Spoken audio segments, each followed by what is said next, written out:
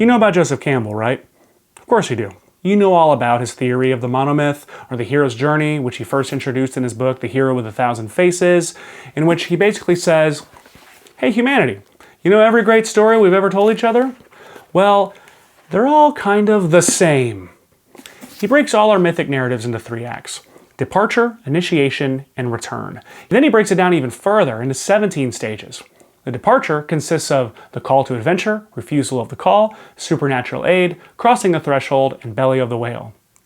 Then the initiation brings us the road of trials, the meeting with the goddess, woman is temptress, atonement with the father, apotheosis, and the ultimate boon. The return is where we get refusal of the return, the magic flight, rescue from without, the crossing of the return threshold, master of 2 worlds, and freedom to live.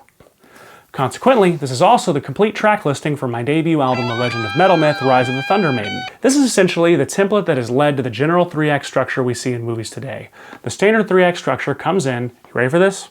3 acts. So to summarize every book on screenwriting ever, the first act begins by introducing the hero in their normal world, their everyday life. In Toy Story, Woody the cowboy is Andy's favorite toy, and his life is perfect. Then comes the inciting incident, something that throws off the balance of the hero's world. Talking about Toy Story again, this is the arrival of Buzz Lightyear. Woody's status as favorite toy is now threatened. Then something and/or someone says, go on an adventure, do something about this, beckoning the hero to embark upon an adventure to fix what's been broken. In The Hobbit, Gandalf shows up and literally says, we're going on an adventure. Like literally he just says that. The hero then refuses and plays hard to get. This is in every action movie ever. Anyone asks a weary old soldier or cop to help, and he says, I quit that a long time ago. But then he's like, all right, I'll help. And he leaves, and we break into Act 2. The first part of Act 2 is basically where people who edit movie trailers get all their footage. This is what Blake Snyder calls the fun and games, and the promise of the premise. In most superhero movies, this is where the hero is discovering their powers via hilarious hijinks, culminating in their first crime-fighting outing and/or saving of a life. It's also where the B-story comes in.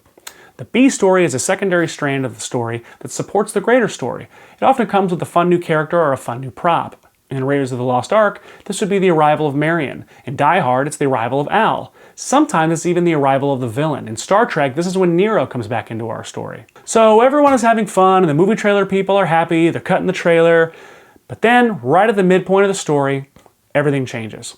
Things get real. Vulcan blows up, the cops show up, sometimes the hero actually accomplishes what he wanted to accomplish, only to realize that it doesn't do anything. Or it actually makes things worse. Blake Snyder says it can be a false victory or even a false defeat. The second part of Act 2 is basically one big shitstorm, a symphony of failure and catastrophe, ultimately putting our hero in worse shape than they've been ever. Which brings us to the dark night of the soul. Time to give up. Everything is terrible. In Mission Impossible 3, Ethan witnesses his wife Julia seemingly killed right before his eyes.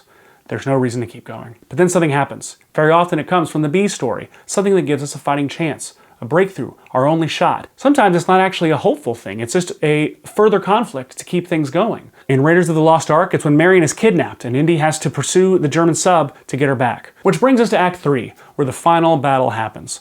In a lot of cases, Act 3 actually brings us back to the setting from Act 1, but in a new context. That setting can be physical, thematic, or emotional, or it can just be a totally different place. Again, these aren't rules, they're just formulas, you know? Finally, there's a resolution and our hero settles into their new normal. Things are kind of like what they were before, but better. Or they're worse. Either way, things will never be the same again. The end. Okay, so what's the practical application here to our pile of ideas? It gives us questions to ask our story. Look at each idea. You've seen a lot of movies. What part of the movie do you feel like this would happen?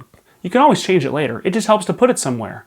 Once you start dropping things into your story timeline, you'll start to notice where the holes are. Then you can fill them. I'll show you how I go about this in a bit, but in the meantime, you've got homework. Go put the ideas from your idea pile into a 3-act structure of your own.